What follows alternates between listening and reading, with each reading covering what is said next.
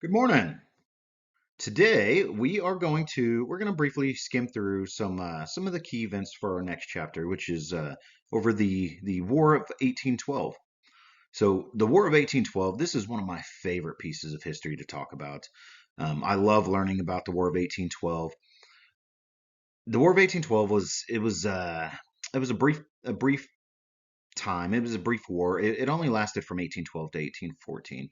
So this war is often referred to as the Forgotten War.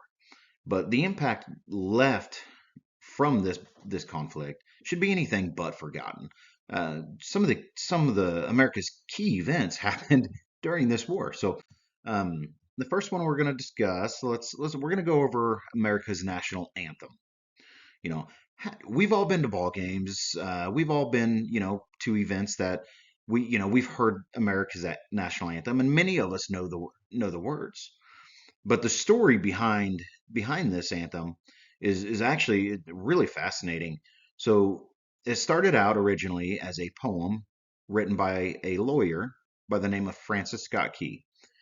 Key was aboard a British warship at the Battle of Fort McHenry, negotiating for the release of POWs, American POWs.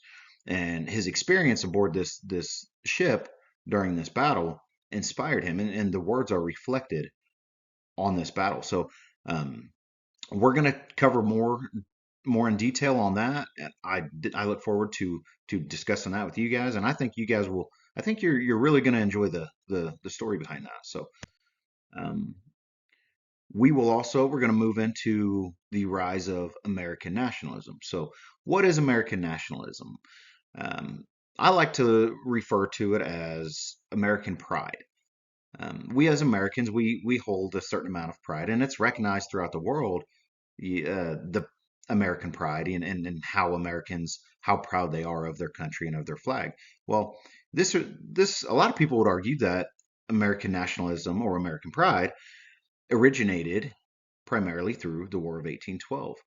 Um, During the War of 1812, we hadn't been a country for very long. We had some people still identified themselves as British or influenced by British culture, and so developing this American nationalism, what does that mean?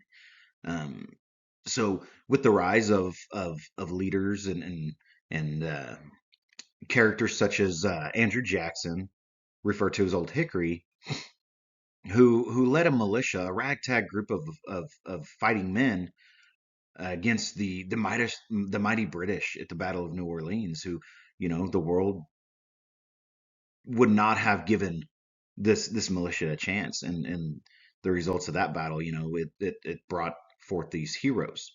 Um, another great hero that I really admire is Dolly Madison. Dolly Madison was the first lady to President James Madison, and as the British entered Washington D.C. to burn down the Capitol and ultimately burn down the White House, Dolly Madison was one of the heroes that preserved a lot of American history that we still have today. There's a famous portrait of George Washington that was saved by Dolly Madison as the British were entering the city. She was one of the last to flee. So her story is inspiring, and it creates this American nationalism, and it finally gave us this true calling of what we can do as a United States, as a country, as a nation. What does that mean to be an American? And so we'll expand on that in this chapter.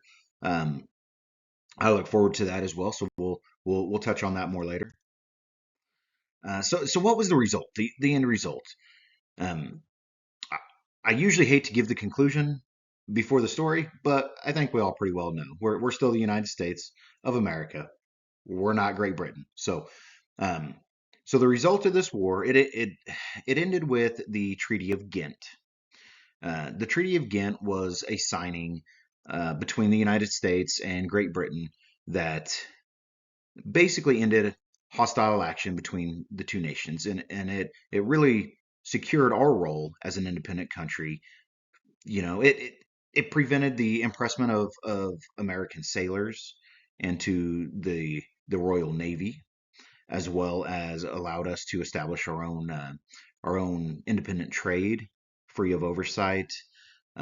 So there's a lot of impact that came from it, with this establishment, and this treaty has, I mean, this alliance, this friendship that was developed from it has spanned centuries. We look at World War I, World War II.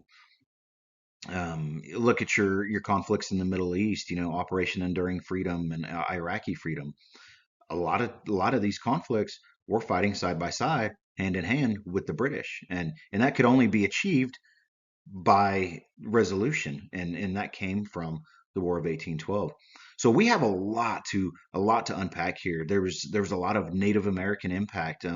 The Native American, their destiny, and what ultimately became of Native Americans, and their different tribes, and their history and their cultures, and a lot of these things were directly impacted by the War of 1812, and were so we have a lot to cover in this chapter. I look forward to it. Again, one of my favorite pieces of history. So look forward to that, and I'm excited to share this with you guys. And that's all we got for now.